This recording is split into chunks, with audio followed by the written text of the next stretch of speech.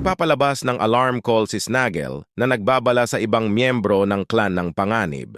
Muling sinalakay ng Leon ang isa sa mga tuta. Gayunpaman hindi niya ito pinapatay. Malinaw hindi niya sinusubukang isecure ang pagkain sa puntong ito. Dumating ang mga Snaggle's clanmates. Ang backup gayunpaman ay binubuo lamang ng 4 na stalwarts. Sa kanilang sarili wala silang pagkakataong manalo. Ang Leon ay umuungol sa pagsisikap na mapabilib sila sa kanyang autoridad. Umiihi pa siya sa lungga ng hyena para angkinin ito bilang kanya. Sa una, ang pag-uugali na ito ay tila kakaiba, ngunit may layunin ang kabaliwan na ito. Ang kanyang layunin ay upang ipahiwatig sa kanila na siya hindi sila ang naghahari.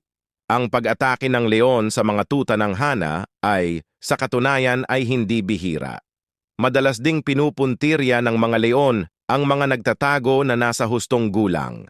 Sa katunayan, 60% ng pagkamatay ng hyena ay sanhi ng pag-atake ng leon.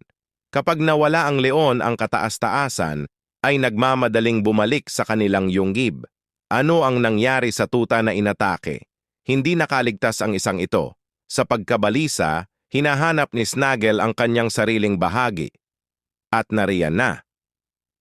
Masayang kinukumpirma ng ina at ng pub ang kaligtasan ng isa't isa. Ang pagdalo sa patay na tuta ay isa sa mga babae. Hindi siya ang ina, ngunit mukhang maalalahanin siya.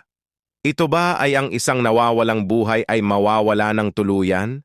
Habang hawak niya ang walang buhay na katawan, lumayo siya at pagkatapos ay sa tila nakakagulat na galaw, sinimulan niyang kainin ang tuta.